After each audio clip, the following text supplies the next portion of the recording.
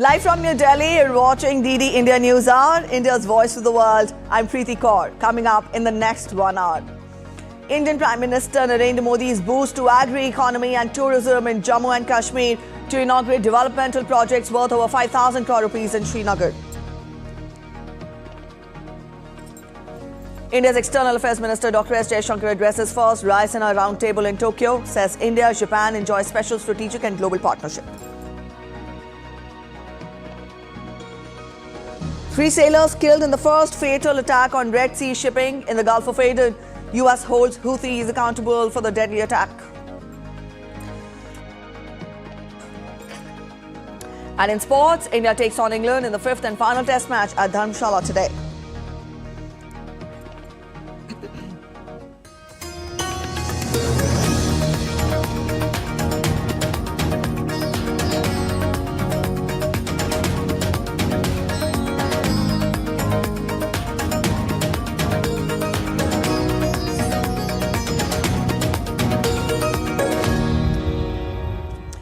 With an aim to boost agri-economy and tourism in Jammu and Kashmir, Indian Prime Minister Narendra Modi will visit Srinagar and participate in the Viksit Bharat Viksit Jammu Kashmir program on Thursday, that is today. During the program, Prime Minister will dedicate to the nation about 5,000 crore rupees worth program, the Holistic Agriculture Development Program for boosting agri-economy in Jammu and Kashmir. The program is expected to equip about 2.5 lakh farmers with skill development via a dedicated Daksh Kisan portal. Under the program, about 2,000 Kisan Khidmat Ghars will be established and robust value chains will be put in place for the welfare of the farming community. The program will lead to employment generation, benefiting lakhs of marginal families in Jammu and Kashmir. He will also dedicate to the nation and launch multiple projects related to the tourism sector worth more than 1,400 crore rupees under Pilgrimage Rejuvenation and Spiritual Heritage Augmentation Drive scheme. Prime Minister will launch the Chalo India Chalo Diaspora campaign, Chalo India Global Diaspora campaign, in fact, with an aim to inspire the Indian diaspora to become incredible India ambassadors and promote tourism to India. The campaign is being launched based on the clarion call of the Prime Minister, wherein he requested Indian diaspora members to encourage at least 5 non-Indian friends to travel to India. With more than 3 crore overseas Indians, the Indian diaspora can serve as a powerful catalyst for Indian tourism, acting as cultural ambassadors.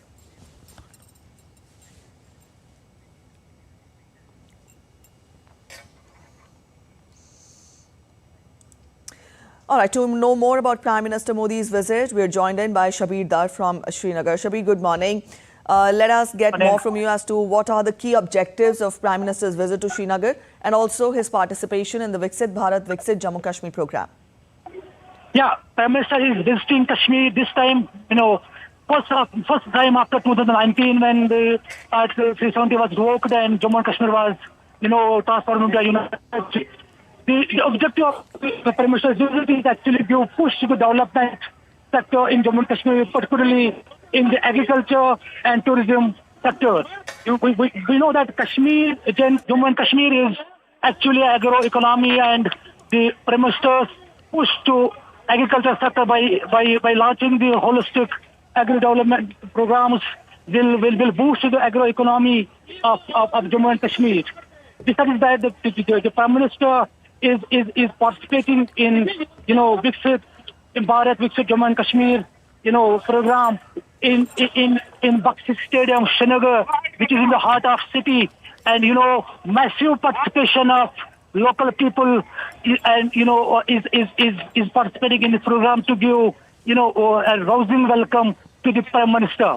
A massive security arrangements have been put in place to ensure that the program goes smoothly, but the major focus of this program is the Prime Minister is launching the developmental project like the holistic agricultural program, which will equip about 2.5 lakh farmers in J&K with skill development, and 2,000 Kisan Khidmat centers, the farmer service centers will be established on project program. the major thing about this program is that the Prime Minister will launch Chalo India Global Diaspora campaign, which aims at inspiring the Indian diaspora to become the incredible Indian ambassadors and promote tourism in India.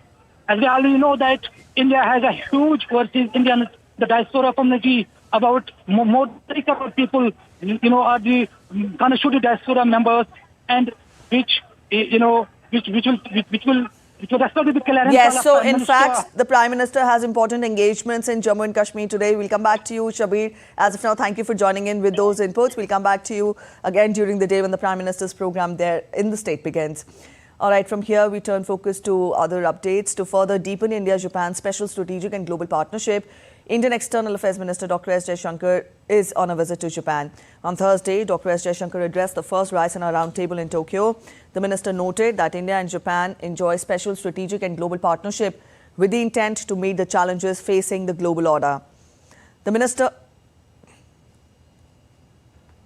As to powers that are so central to multipolarity in Asia, it is also in our common interest that the overall balance remains in favor of freedom, openness, transparency, and a rules-based order. The world will watch how we support each other in this shared goal through various relationships and initiatives. FOIP, which Prime Minister Kishida mentioned at length, is particularly important in this regard. The minister further stated that the world will watch how the two countries support each other in the shared goals through various relationships and initiatives.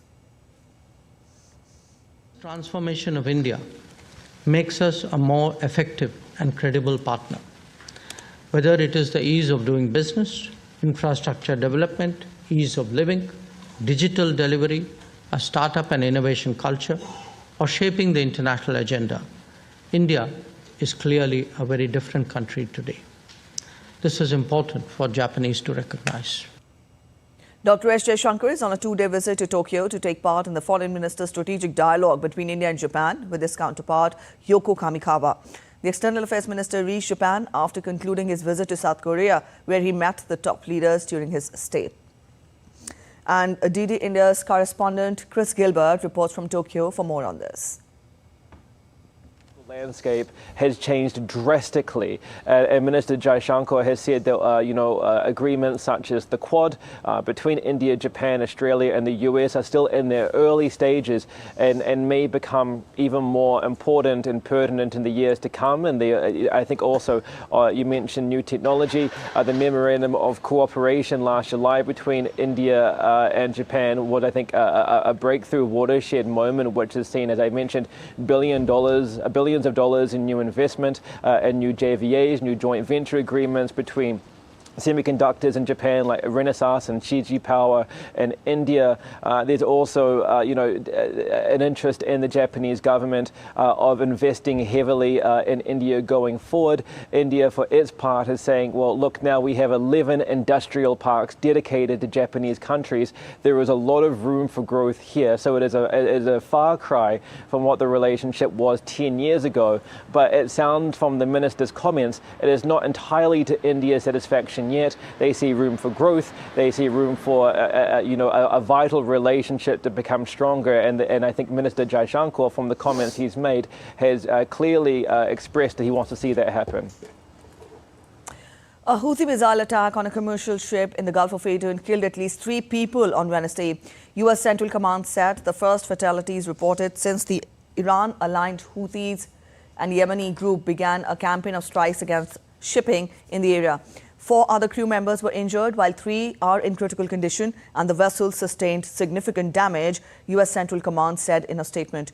Houthis claimed responsibility for the attack, which set the Greek-owned Barbados-flagged ship True Confidence ablaze around 50 nautical miles off the coast of Yemen's port of Aden.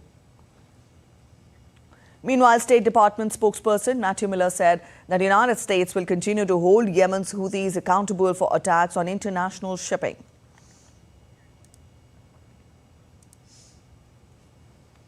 In the latest update, the U.S. military said on Wednesday that it carried out strikes against 2 unmanned aerial vehicles in Yemen that presented an imminent threat to merchant vessels and U.S. Navy ships in the region.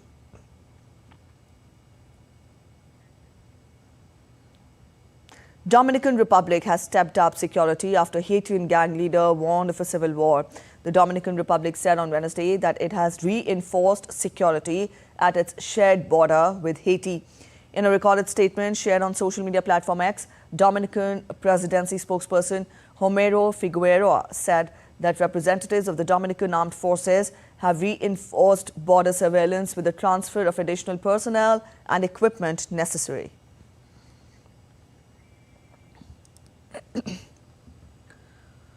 Criminal gangs are wreaking havoc in Haiti and are pushing to unseat the country's Prime Minister Ariel Henry. One of the gang leaders has warned of a civil war if Henry does not step down.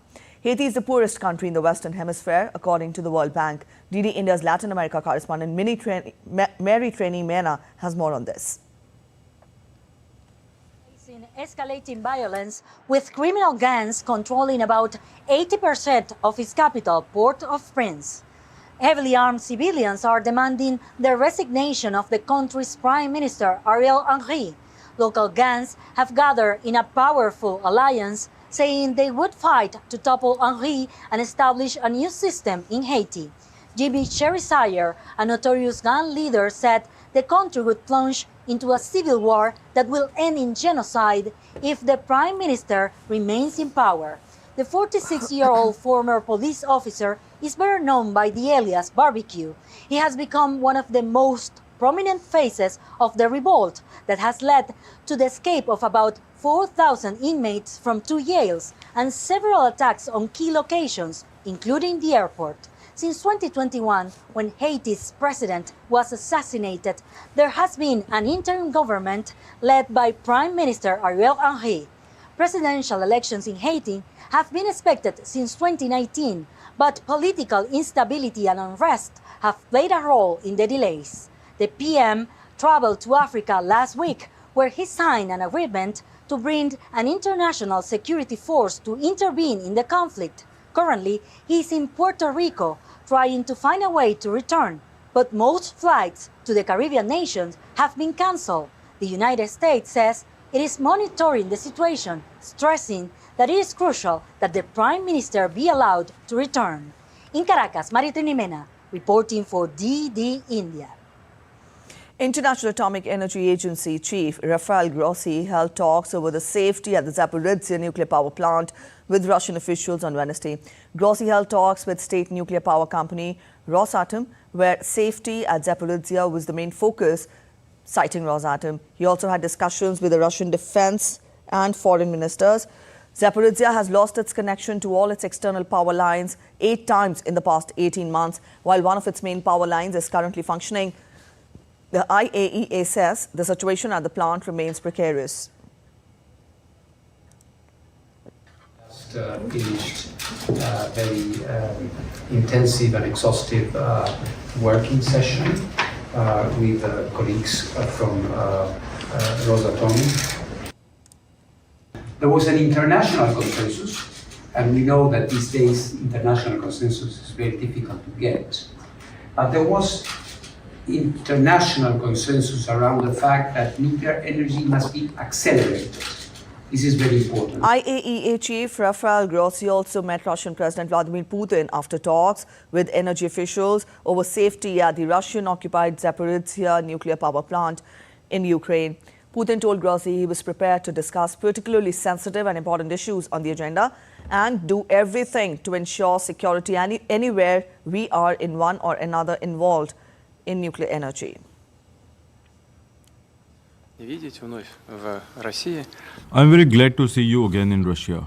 I know that you are already had a deep conversation with your colleague, Mr. Likachov, Director General of State Nuclear Energy Corporation of Russia, Rosatom. Russia continues its very active cooperation with IAEA in many areas. We are one of the leaders in this field in the world. Ukrainian President Volodymyr Zelensky and Greek Prime Minister Kyriakos Mitsotakis were visiting the Black Sea port of Odessa on Wednesday when a Russian missile hit the infrastructure close enough for the leaders to see the strike. The attack occurred at an estimated 500 to 800 meters distance from the delegation. The strike killed 5 people, a Ukrainian Navy spokesperson said.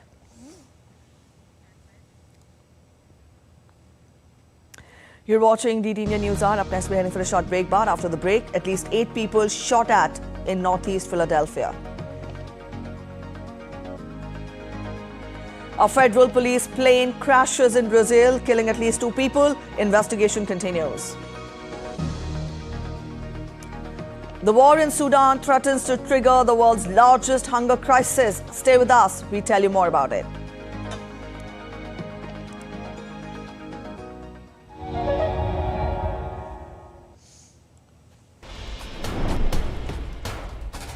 Wherever news breaks, whatever it takes. Connecting corners, cutting across continents. Stories that matter from across the globe.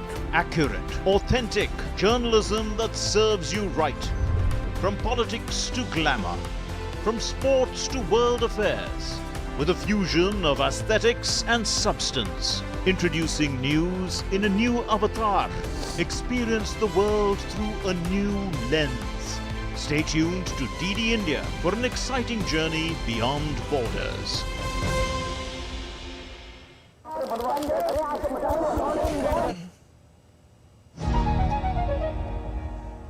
Welcome back after the break. You're watching DD India News Hour and I'm Preeti. Let's continue getting you more international updates. In the United States, former South Carolina Governor Nikki Haley has suspended her bid for the White House, clearing the way for Donald Trump to take the Republican Party nomination. Haley's departure means November's presidential election will be a rematch between Trump and Democratic President Joe Biden. DD India correspondent Nick Harper gets us more from Washington.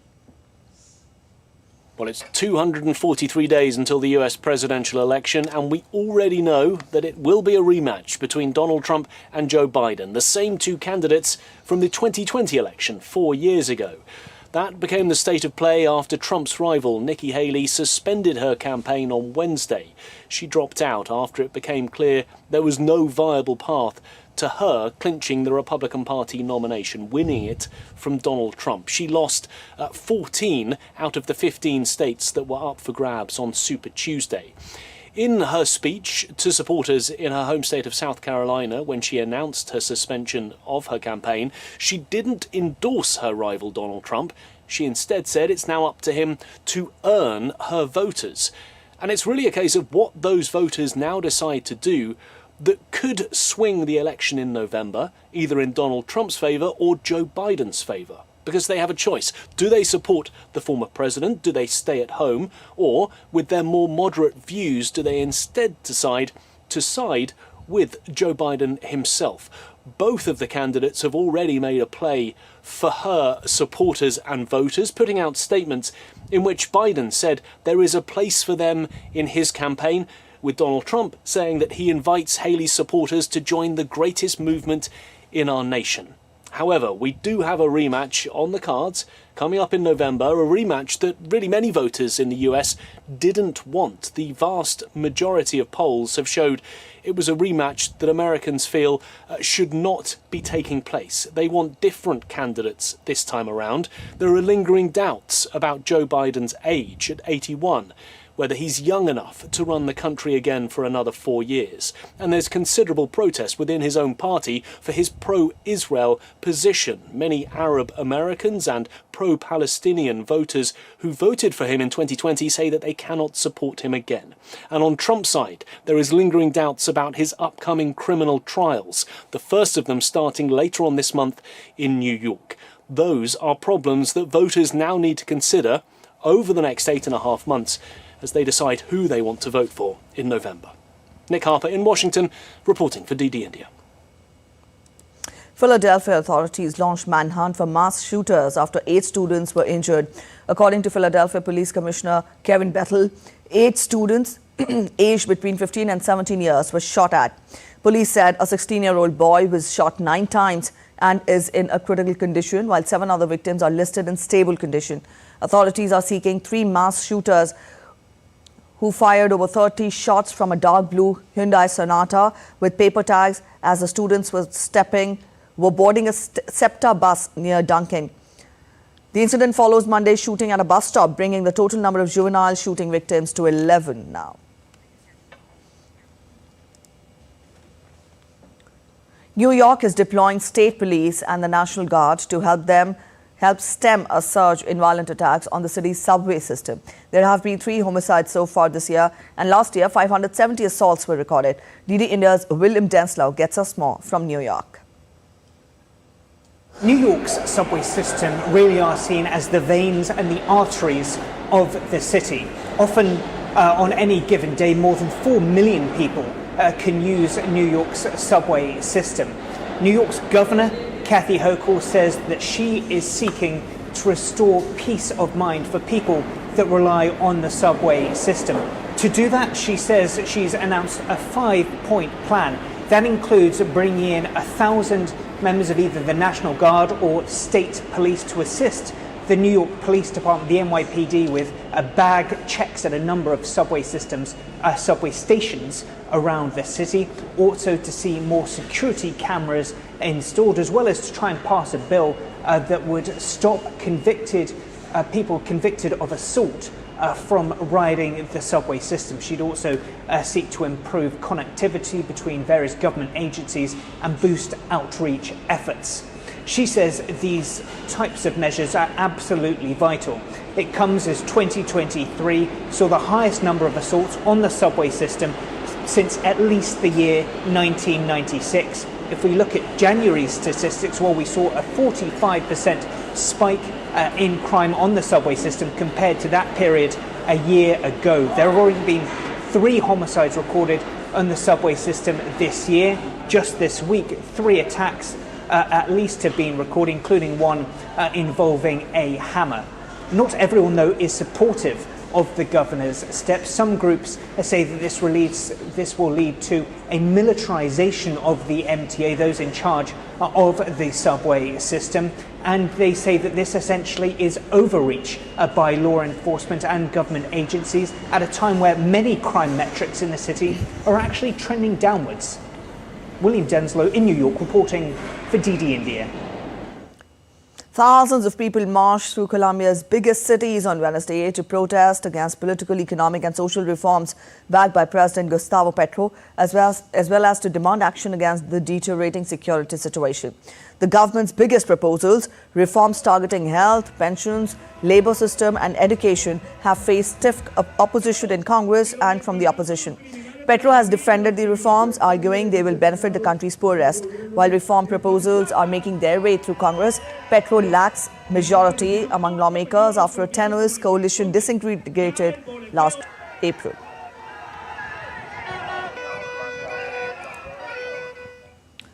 A quick look at other stories making it to the headlines from across the world now. 5 people died after a single-engine airplane crashed beside a highway in Tennessee.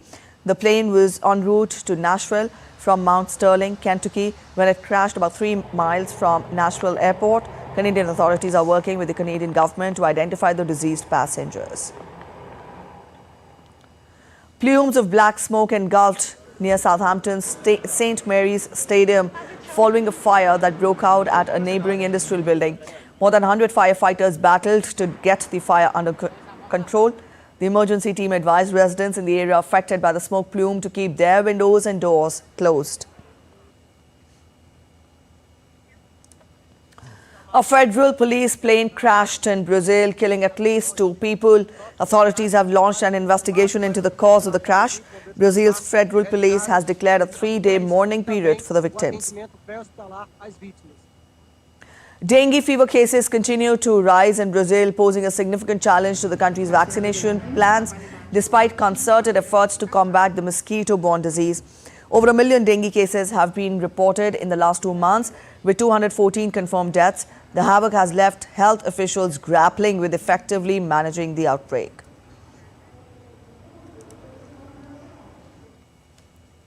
Tens of thousands of Polish farmers protested outside the Prime Minister's office in Warsaw. The farmers are demanding an end to cheap imports and environmental regulations that they say harm their livelihoods. Protesters burned tires and ignited flares in front of Donald Tusk's office, while elsewhere in the country they blocked roads and stopped traffic on the outskirts of the capital. Protesting farmers clashed with police outside the Parliament building in Warsaw, where police using pepper spray and accusing some participants of violence against security forces was witnessed. Warsaw police wrote in a post on X that several officers were wounded and around a dozen people were detained.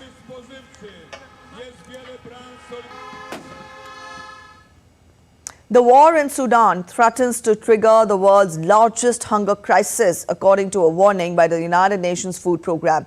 Half of Sudanese population are facing food insecurity as the conflict covers large areas and aid delivery is hampered. DD India's Naba Mohideen reports from Port Sudan.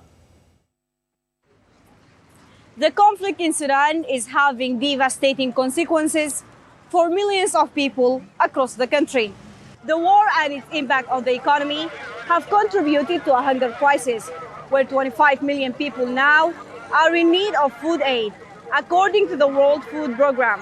Poor harvests, climate change, and obstacles to aid delivery are exacerbating the situation. About 5 million people are experiencing emergency levels of food insecurity, with more than 3/4 of them trapped in areas where humanitarian access has been hampered or impossible due to the ongoing fighting. More than 12,000 people have been killed since the war broke out last April. About 10.7 million people are now displaced in the country by this and previous conflicts. And that has triggered the world's largest internal displacement of people. Many countries, including the United States and Saudi Arabia, have tried to mediate between warring generals to bring an end to Sudan's war without reaching a resolution. The civil war shows no sign of easing after nearly a year of fighting, and experts believe that the number of people facing a hunger crisis will grow throughout the year 2024.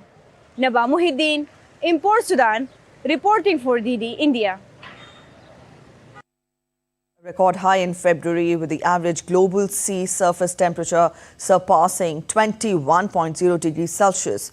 Earlier in the week, marine scientists warned of the fourth global mass coral bleaching event in southern hemisphere, and that it could be in the worst in the planet's history. Now, this can lead to collapse of fragile reef ecosystems, with coastlines left unprotected from erosion and storms and fisheries falling short. The EU scientists claim that the cause of such weather disasters is El Nino climate pattern, fueling the extra heat.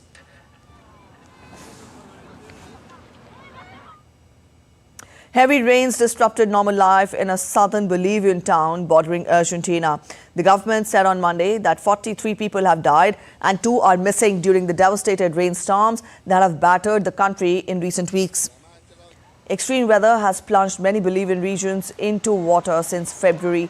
Students grappled to cross flooded streets on foot after rains caused rivers to overflow and swamp the city. Heavy snow and rain hit parts of southwestern Pakistan. The Pakistani Meteorological Department claims such an intense weather spell in March was unusual and could be attributed to some extent to climate change. Authorities predict heavy rains, thunderstorms and snowfall over the hilly areas of the region.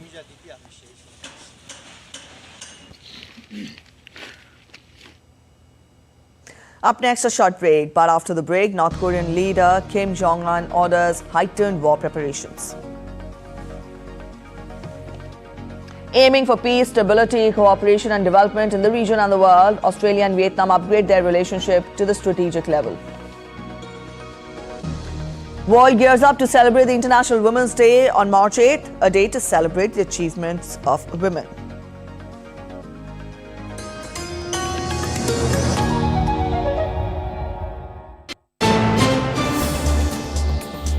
Voice of a rising aspirational world. Stories of challenges, struggles and accomplishment. A world battling conflict, hunger and poverty. Embracing growth, development, science and technology. A voice of progress, a voice of unity. Watch Voice of the Global South with me, Akshay Dongre, only on DD India.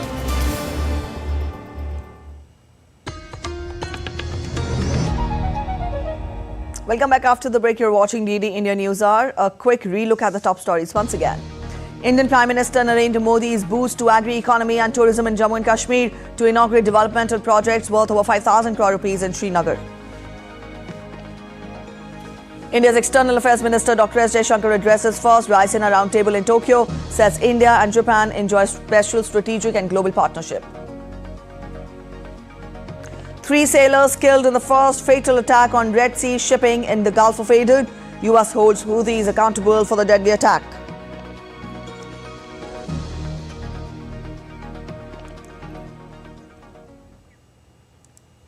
North Korean leader Kim Jongun ordered heightened war preparations. State media said that the North Korean leader inspected field training of troops at a major military operations base in the western region of the country and ordered heightened readiness for war.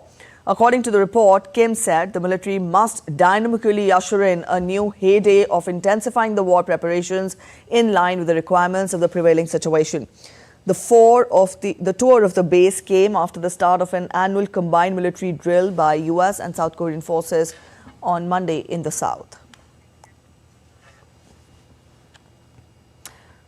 China has accused the United States of using the Philippines as a pawn in the South China Sea, as relations between the two Asian nations have deteriorated over their territorial dispute in the region.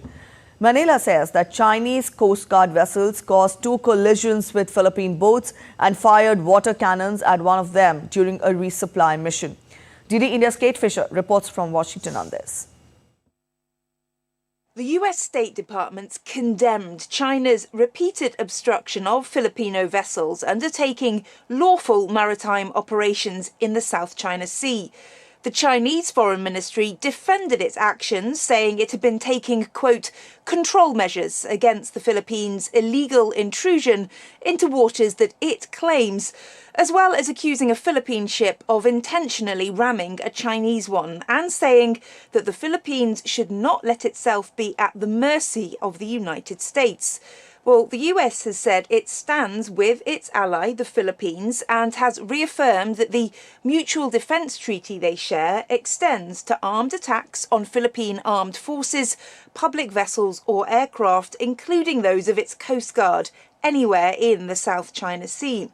Filipino President Ferdinand Marcos Jr. said that though he viewed the actions against the country's Coast Guard with great alarm, it is not the time or the reason to invoke that treaty. Well, Tuesday's collisions follow similar incidents in December, with hostilities between Beijing and an increasingly assertive Philippines worsening.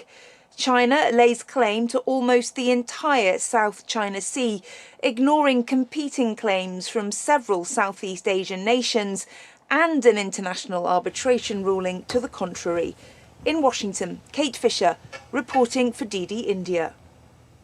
Australia upgrades the relations with Vietnam to a strategic partnership. Australian Prime Minister Anthony Albanese said on Thursday regarding the country elevating its ties with Vietnam by opening an annual dialogue on critical minerals amid a push to diversify supply chains away from China.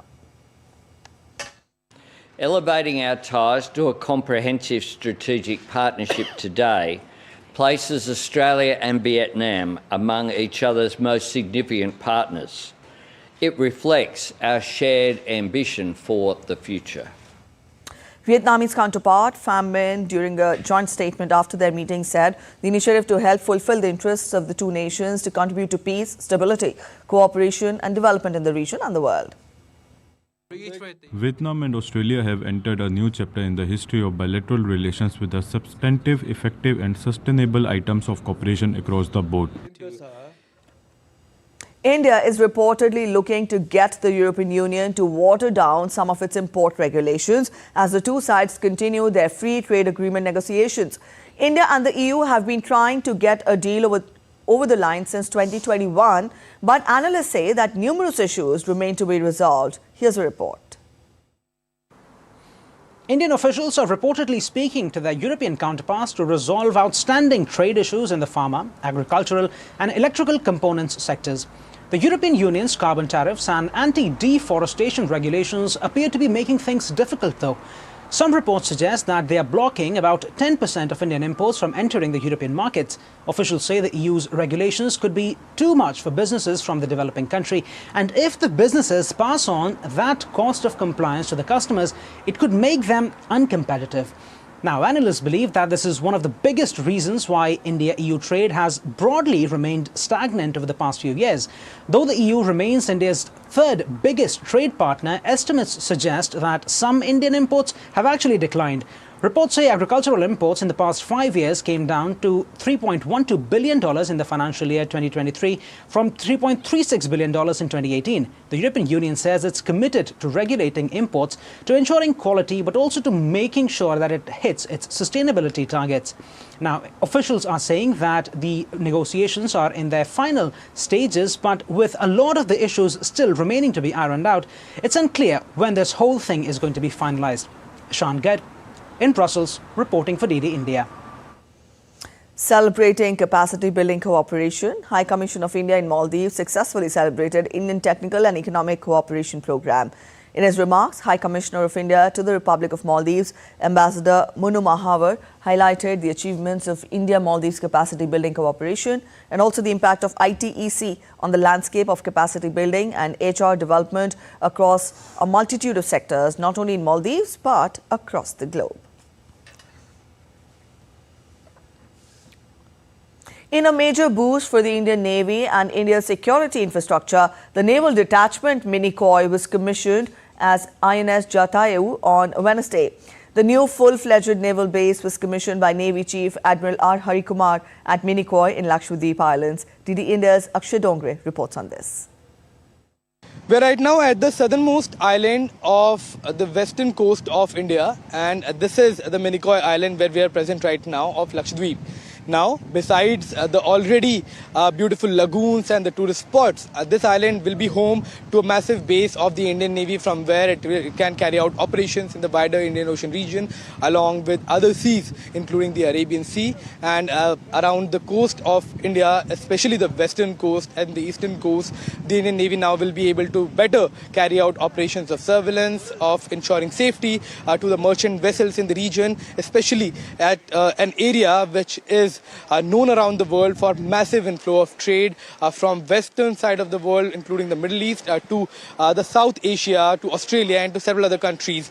And this is the Minicoy Island. Here, INS Jatayu has been commissioned by the Indian Navy Chief. INS Jatayu is a naval base for the Indian Navy, and as the commissioning of INS Jatayu has taken place now, massive infrastructure projects will also be carried out, including development of jetties, of probably airstrips in future, and all of this is being done to ensure a better, safe and secure Indian Ocean region provided by the security of the Indian Navy. With camera person Vishwabandhu Goyal, I'm Akshay Dongre, DD India. And as the world gears up to celebrate the International Women's Day on March 8th, India's leading low-cost carrier Indigo Airlines have redeveloped the Guru Dronacharya metro station in Gurugram in the Indian National Capital Region, depicting girl power. DD India correspondent Dibendu Mondal spoke to the artists to understand the challenges and motivation for women artists in this field. Let's listen in. As we celebrate the International Women's Day here at the Guru Dronacharya metro station in Gurgaon, you see how the power of women has been depicted by Indigo Airlines, and I'm joined by the artist who has painted these walls. What inspired you to make these paintings? What was the idea behind it? The idea was to work around girl power. Indigo boasts a 44% workforce of women, and wanted to represent that in some way, just how empowering that is. And how long did it take for you to complete these entire paintings? It took me 45 days to do this. Yeah. And also, as we celebrate, the International Women's Day, how do you look at that, of the women force coming out and taking up challenging roles as well? I think it's very empowering. I mean, imagine for a young girl to come and see that, any dream is possible. Like I would say when I'm painting, I have a lot of fathers bring their little kids just to watch me paint, because I'm still a woman on the streets painting and enjoying myself. So I think that is power. Just also, as a women artist in this field, how has been your experience? What were perhaps some challenges you could have faced, and how did you overcome them? I've been doing this for more than a decade now, so I guess my initial phases were we would go around, different people's homes and knock on their doors and try to get spaces to paint in the public, and just overcoming that. But other than that, I'm not worried about the heat, the mess. I love standing on the streets. I love drinking tea. I love having random conversations. So I'm not uncomfortable. You can put me anywhere in India and I'm comfortable. Women are now leading many of the aspects, not just here, but also in fact, all aspects of life, in all jobs as well. But thank you so much for talking to Doordarshan. With Ramakant, this is Dibyendu Model from New Delhi for DD India.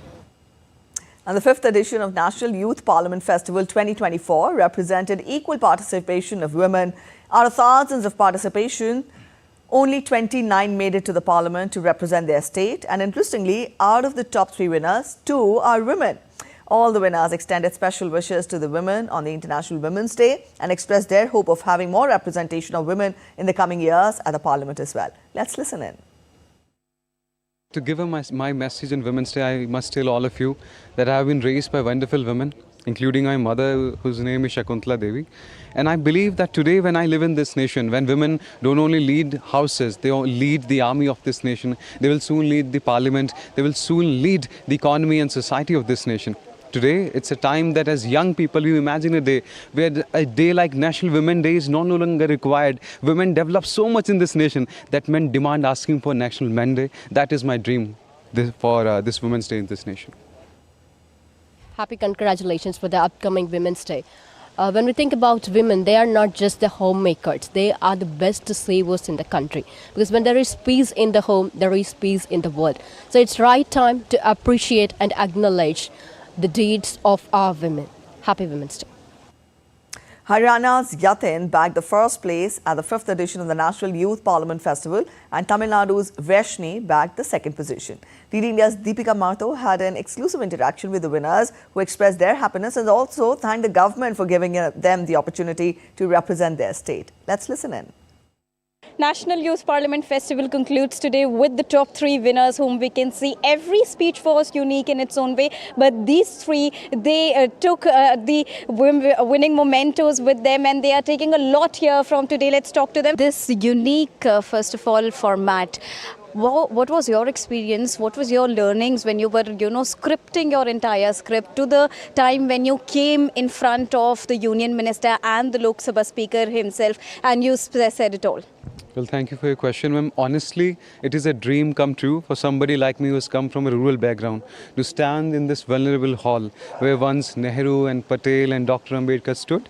When I was preparing my speech, my bone of contention was to speak my heart out. What I really wanted to say, and that's what I did. And hopefully I was able to reach the hearts of the judges and the contestants. We have a winner from Tamil Nadu also. First of all, how the experience has been for you in Delhi and, witnessing this glorious moment for yourself, and that too in historic Parliament's Central Hall. It's indeed amazing. Words can't describe the feeling which I'm feeling now. Actually, I'm just really got amazed by the simplicity and the majesticity of our ministers. How simple are they, and the way they spoke, everything is just amazing. And in this moment, I must congratulate, I must express my gratitude for the Honorable PM of our nation, because this program is the brain. He's the brain behind this program. And the facilities which we have encased here, the hotel facilities and even the flight travels, everything is amazing. We haven't even expected this much. Everything is amazing, the hospitality, every moment, people are so lovely. And I must thank the government for all these arrangements. Thank you so much. The winners who are saying that sooner a day will come when India will become the Vishwaguru, the leader of the country. We are already seeing that the past 9 years, 10 years have been really transformational in India's journey. And so now the youth is all set with the upcoming elections. Also, they are all set to represent India and cast their vote, say what they have to say at the parliament, and also involve all the people from all across the country. With camera person Pramod Negi, this is Deepika reporting for DD India, New Delhi. And I will take a look at other stories making it to the headlines from across India. Defying all the odds, a 3 feet tall Dr. Ganesh Baraya completed his MBBS degree. The 23-year-old did not give up when the Medical Council of India disqualified him for pursuing MBBS owing to his short height. Now he qualifies to compete for the title of the shortest doctor in the world. A C-17 transport aircraft of the Indian Air Force on Thursday airdropped in the military zone in Agra an indigenously developed heavy platform that can carry a maximum load of 16 tons. It is for the first time that a platform having a dimension of 24 feet by 8 feet with 16 tons load capacity was airdropped. A massive fire broke out in a government-run residential school in India's Chhattisgarh. The blaze broke out late Wednesday night at the Porta Cabin School for Girls in Chintakonta village. Officials say all the girls were rescued and further investigation is underway. Fire broke out in 2 flats of a residential society in India's Greater Noida West. A video showed plumes of smoke from the building. However, the reason of the fire is yet to be known and investigation is underway. Fire tenders have reached the spot and fire has been brought under control. No loss of life has been reported. In a statement, India's permanent ambassador to the United Nations, Ruchira Kamboj, said the humanitarian situation in Afghanistan is dire. India's assistance over the past 2 years has primarily focused on 3 pillars, that is food security, medical supplies and education. As far as the humanitarian situation in Afghanistan is concerned, this is dire, as we have just heard from the briefers. It is therefore important that the international community should not lose its focus on Afghanistan and its people and steps up with humanitarian assistance. India's own assistance over the past 2 years has primarily focused on 3 pillars: food security, medical supplies and education. We're heading for a short break, but after the break, assuring that U.S. economy is robust and far from recession, U.S. Federal Reserve Chair Jerome Powell reinforces expectations that Fed would reduce its benchmark interest rate this year. Dozens of people seen queuing at cryptocurrency exchange stores in Madrid. Stay with us as we get you a quick sneak peek into UAE's annual Art Dubai event. The dancing light beams and colorful digital displays will leave you spellbound.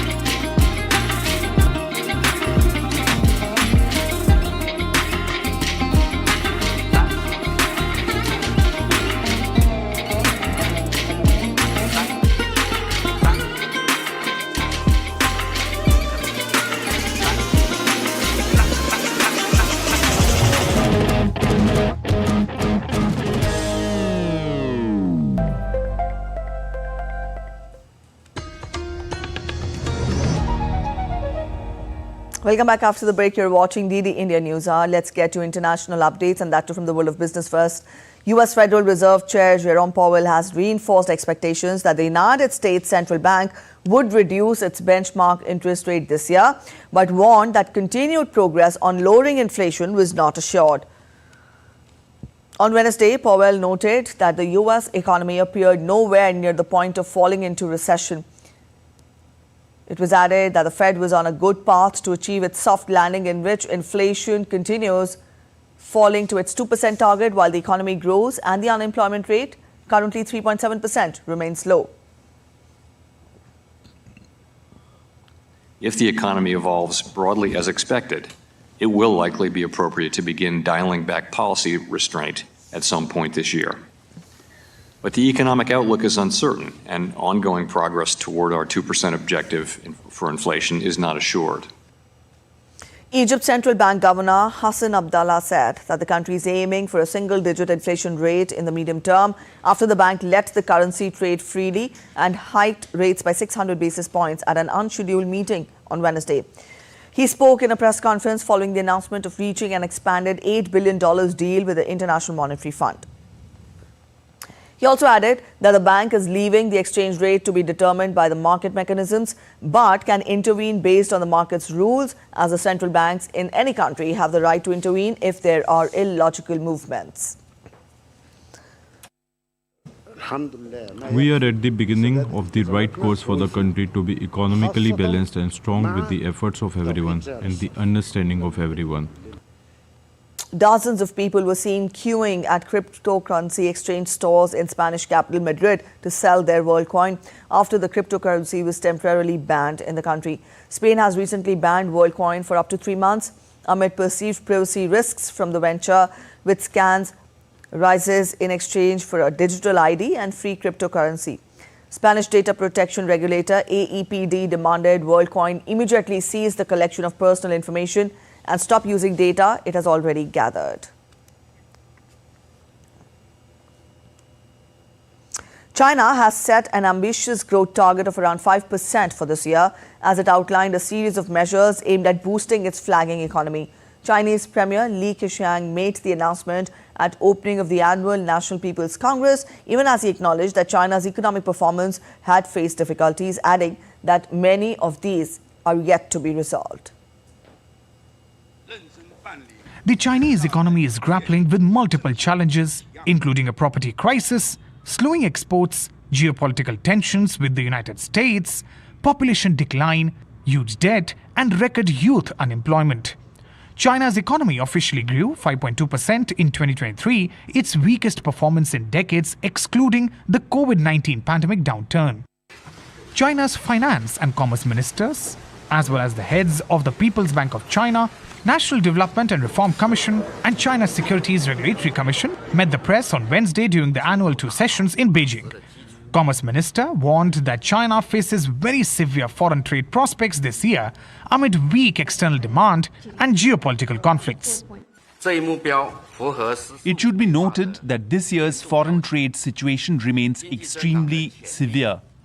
On the other hand, multiple international organizations predict that global growth in 2024 will still be below historical averages, with significant pressure from declining external demand.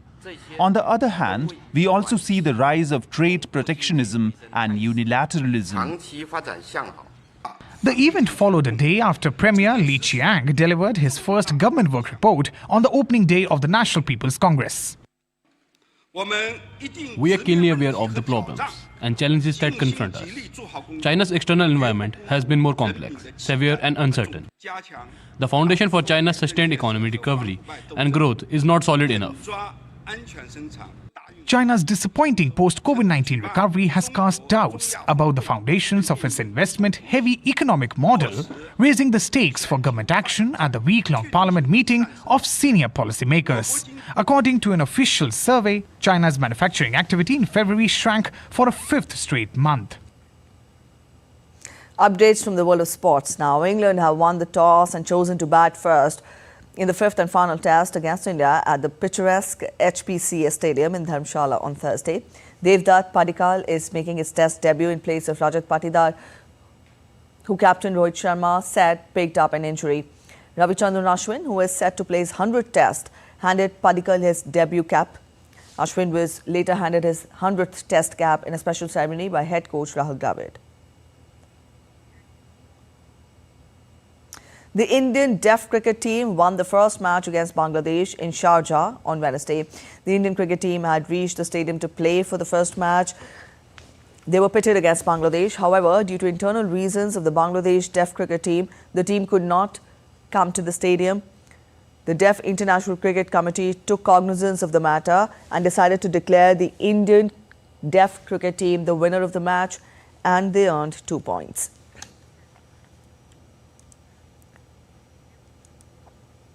India's top badminton player PV Sindhu advanced to the women's singles second round after grinding out a 3-game win over Canada's Michelle Lee at the French Open Super 750 badminton tournament on Wednesday. Kidambi Srikanth too progressed to the men's singles second round with a stunning win over Taipei's Chao Ting Chen. India's HS Pranoy, however, fell short to make an early exit. In the next round, Srikanth will fight it out against China's world number 17 Lu Guangzhou, who ended the campaign of HS Pranoy with a fine 21-17, 21-17 win at the Aegean Court. Manchester City cruised into the Champions League quarter-finals with a 3-1 victory over FC Copenhagen on Wednesday in their last 16-second leg. City took care of the business early with first-half goals by Manuel Akanji, Julian Alvarez and Erling Haaland, starting the game with a 2-goal cushion. Former Southampton player Mohamed Elyounoussi pulled one back for the Danish champions in the 29th minute, but City's goal-scoring machine Haaland slotted home a low, hard shot through two defenders seconds before half-time, his 29th goal of the season across all competitions. City will find out their quarter-final opponents in the draw on March 15th.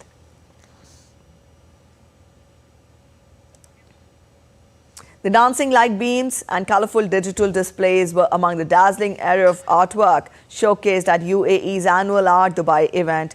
Fair exhibits works from more than 120 galleries across the world, featuring digital, contemporary and modern works. The work uses algorithms of people's heartbeats, transforming this into a tapestry of waveforms and colours, the artists explained.